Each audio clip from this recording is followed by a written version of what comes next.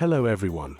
In our previous video, we created a complete shield effect, covering its spawn, impact reaction, and break. In this video, we are going to enhance it. Let's take a look. Now the character activates the shield, let's find the shield blueprint. We can manually trigger or set it up to call the impact effect. Okay, play it again to see the shield details. We've added some crack decals to the shield surface. After triggering the impact, we can see fine cracks appearing on the shield.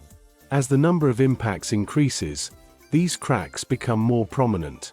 Once a certain hit count is reached, the shield will break. This means the shield can now break either when its duration expires or after sustaining a specific number of hits. Additionally, we have prepared an Aoe Shield application for the character. Within the box collisions bounds, currently only this character is present, so it has one shield. If we move other characters from outside the box into the area, yes, it applies a shield to each character within the range. These shields are independent of each other. Let's move them all in. Looks good. Okay, now let's build this step by step. First, we have a crack texture here that we need to apply to the shield material. Find the shield material, duplicate it, and name it crack, then open it. We need to use the crack texture here. We won't go into detail about all these nodes, just need to add the crack texture to both the opacity and emissive color inputs. Add a text chord node to control the tiling of the cracks. We'll use dynamic material parameters to create randomized cracks. Set the index here to 1 because the 4 parameters in index 0 are already occupied. We need 4 new parameters. Crack intensity, tiling UV, and crack rotation. Set a random rotation so the cracks don't look overly repetitive. Alright, let's first add X and Y to an append vector node. Then add a rotator node. Connect a random rotation value to the time input. Also, we need to set the text chord node's index to 1. Index 0 is the common UV for each hexagons. Using it would make all hexes display the same. Index 1 provides the complete UV for the entire hex mesh. We should use that. Okay, this is the current texture setup. Set the default X and Y values to 3 to make the cracks appear denser. Then, add one minus node in the output chain to invert and reveal the cracks. Finally, add power node to control the crack intensity. For this intensity, we'll use a divide node, dividing a constant by a parameter value to control the crack strength. 20 is a good choice for the constant. Currently, with the parameter at 1, the cracks are barely visible. Increasing it to 2 shows slight cracks, at 3 they become noticeable, and at 4 or 5, increasingly prominent. This progression corresponds directly to the number of hits sustained. Next, we need to make them even more visible. Multiply the crack result by itself. Good. Using only multiplication to control crack intensity wouldn't yield great results. Finally, multiply by time and sign nodes to create dynamic cracks. Set this value to 2. We don't want it to become completely invisible. Okay, this completes the crack setup. Apply it to the shield surface. We can see these effects. For the emissive color, we need to add a particle color node to unify the material's color. The crack color intensity shouldn't be the same as the shield edge, it should be slightly darker. Let's multiply it by 0.1. Okay, the crack material is now set up. Next, let's apply this cracked shield material to our persistent shield. First, find the Niagara system. locate the Dynamic Material Parameters module and enable Index 1. Then, in the Mesh Renderer, set the material to crack. Good. Now we can see these 4 parameters. It's important to note that these parameter values should be set at the emitter spawn time, not within the Dynamic Material Parameters module at the particle stage. If we set them directly in the Dynamic Material Parameters, each particle spawn would spawn random tiling and rotation. Let's test it.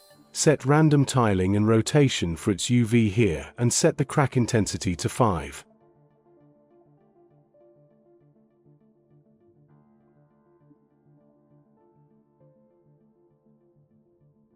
As we can see, each particle spawn would have different crack effects, which is clearly not what we want. Therefore, we need to set these parameter values when the emitter spawns, so they remain constant throughout the Niagara system's lifetime until next Niagara system is spawned. Let's go to the emitter parameters and add some new float parameters.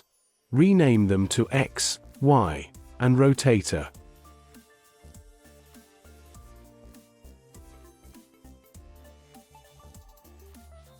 Yes, like this.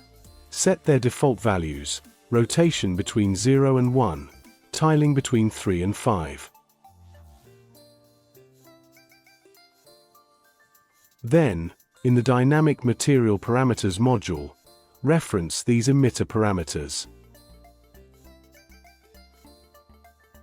Yes, this gives us the desired effect. As for the crack intensity, we need to define it in the user parameters. Add an integer parameter named count to track the number of hits the shield sustains. Default it to 0. No other emitters need modification. Next we need to create a new Niagara system specifically for the shield break effect. Let's name it Shield Break. Duplicate the persistent shields emitter and find the ones named with end. Copy them over directly.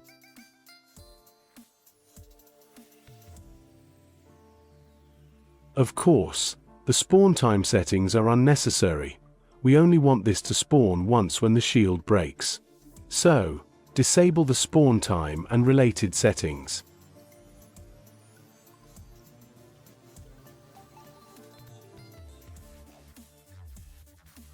Okay, that should work. This is the shield break effect. Alright, now we have all the required assets set up. Next, create a blueprint to control the shield.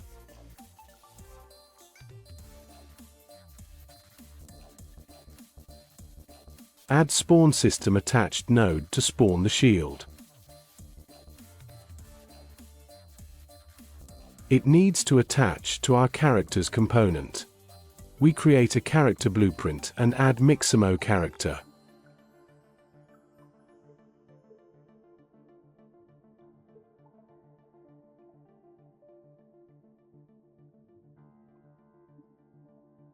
Place this character blueprint in the level. Typically, we'd use a character blueprint or a controller blueprint to manage shield parameters. In this video, we'll use the character blueprint. Pressing key 1 to spawn an actor from class BP Shield. Its spawn location uses getActorTransform. Next, we need the return value from spawning the BP Shield to attach it to a component. Create a new variable called attachToComponent, then we can reference it in the character blueprint. The component it should attach to is the capsule component.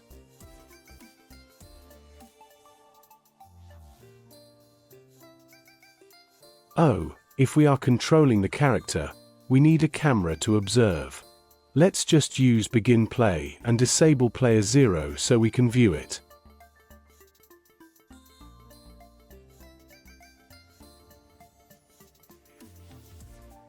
Okay, the shield effect isn't playing. Something must be wrong. Let's check these blueprints. Attach to component, right. We can't directly spawn the shield here because at runtime, in the character blueprint, the value for attached to component is being passed to the shield just as BP shield's begin play executes, causing a conflict. We need a short delay to ensure the value is read. Of course, in actual project, we wouldn't make this mistake because we wouldn't spawn it on begin play. Typically, we'd actively call a custom event, allowing ample time for value reading. That should fix it. However, its spawn timing still has an issue. It should spawn after the cast animation finishes, around 0.7 seconds later. We can set a delay here for that.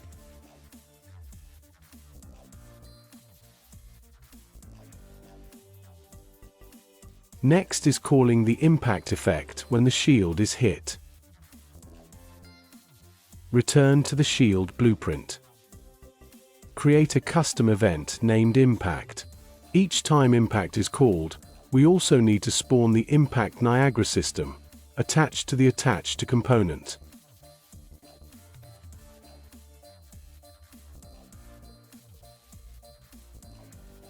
That's it. Let's play it and manually call Impact in the level. Yes, now simply clicking Impact plays the hit reaction. Then, we need to add a crack count to the shield. Back in the shield blueprint, create a new variable, count.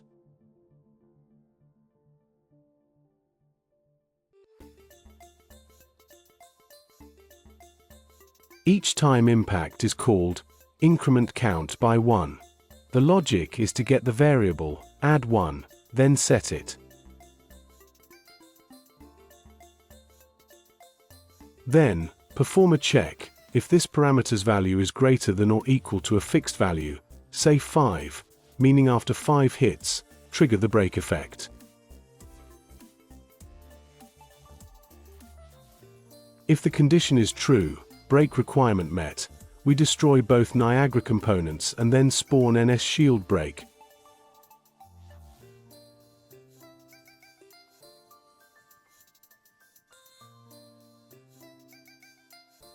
Attaching it to the component. That's it.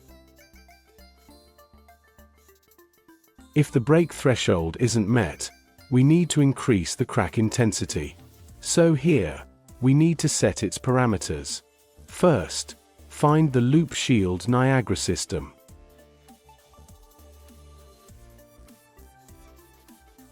Use set Niagara variable to pass the value to Niagara. We also need to set active without resetting it, so the parameter updates in real time within Niagara. Now, let's test it. OK, spawn the shield. Let's hit it once, twice, 3 times. Oh, right, we haven't set the shield duration, so it ends quickly. The default duration is 5. We can manually set the duration either in Niagara or the blueprint. Set it to 15 for a longer duration. Now play.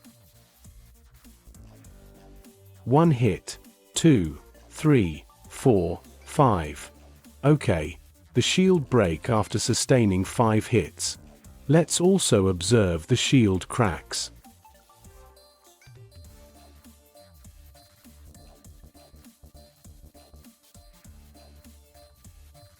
Yes, they are visible, becoming progressively stronger with each hit. This is a relatively complete shield effect.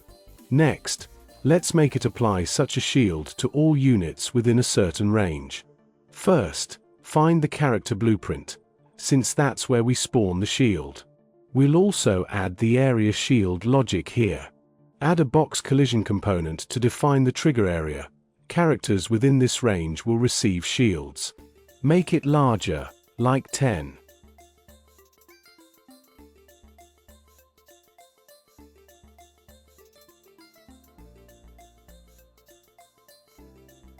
Next, we can create new blueprint classes, like AI or friendly units. We'll detect classes within the box area and spawn shields for them.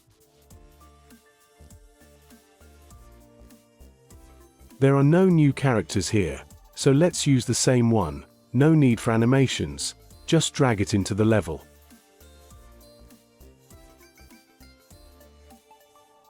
Open the character blueprint, find the box collision, and drag it into the graph. Use Get Overlapping Actors to get actors overlapping this trigger. The class filter would be BP_AI or classes from our own project.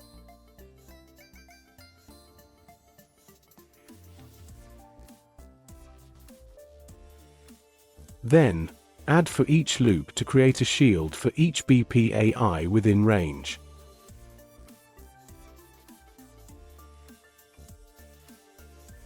Also, use Attach to Component.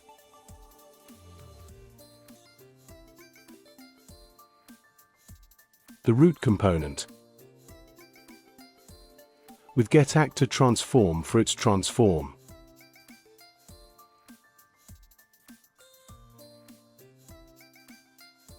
Yes, it should now correctly spawn shields for each AI character within the range. We can duplicate several. Also, place a few outside to verify the effect.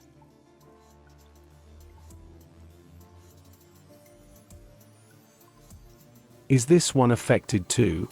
Let's see. Oh, right, it's also within the range, so it receives a shield as well.